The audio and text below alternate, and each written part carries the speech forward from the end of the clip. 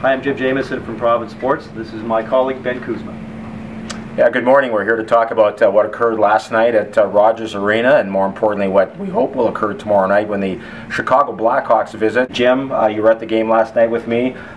We saw a lot of things. We didn't see a lot of things. What were your impressions? Well, you know, very disappointed in the Canucks' performance. Didn't seem to take the game as seriously as they need to against a bottom feeder. Let's be frank, the Oilers are a bad team. They need to come out and establish themselves right away. Didn't do it. The Oilers got some life, and as we all know, came back to bite them. Yeah, I think what continues to mystify me, and we know they have injuries, but what they continue to do to try to generate some offense. I mean, nothing against Ryan Stanton, nothing against Chris Tanev. You like their try, but when you see them on the power play, you really wonder what's going on. It's a 28th ranked power play in the league. They're struggling even to set up once they gain the zone. I mean, Daniel Sedin talked about it the other night. We're not good on the left side, we're not good on the right side. Well, that doesn't leave you a lot of options. And when you have the 22nd ranked offense to boot, Jim, it really leaves a lot of problems. And when you get two lucky goals from Jordan Schrader, and you had to like his try last night, Jim, but what does that say about the team when a guy who's been out basically all year and only played 3 games is probably your best player on the ice? Yeah, it's a tremendous indictment of the core offensive guys. You know, Daniel Sedin, Alex Burrows, obviously no goals this season. Ryan Kesler, who's actually playing a pretty good game away from the puck, but you know, still hasn't been scoring like they need him to score, and it's these guys have to get it going. But the way it's gone the last month, it's not encouraging. No, it isn't either. And if you start to look at the stats a little bit closer, Ryan Kesler leads all NHL forwards in ice time. Daniel Sedin is 4th, and Henrik Sedin is 7th. And you know, that's kind of the credo. We knew what John Tortorella was going to do when he got here, Jim. He was going to play his veterans and play them a lot. Do you think they've run out of gas?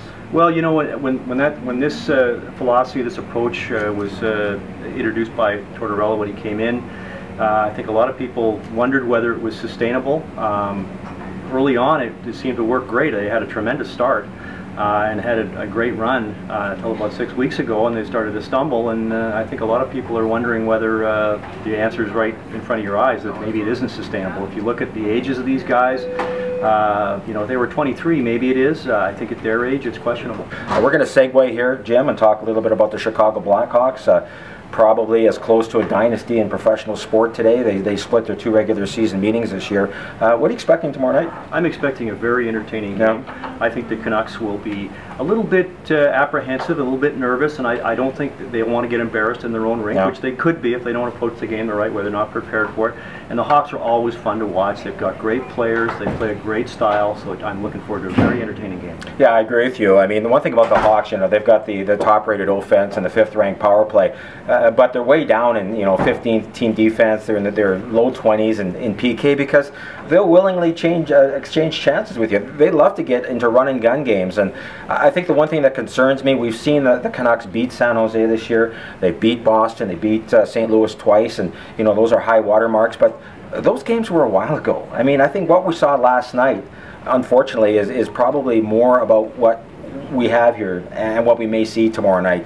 I do believe that good competition brings out the best in the Canucks, but you have to wonder how they're going to defend against a team that's got 5 guys in the top 30 scoring, arguably some of the best players in the league, in Taves and Kane, and Sharp's having a great year, 10 Olympians. So I think the players are saying a little bit about this last night. If they're not ready to play, they could get run out of their own rink.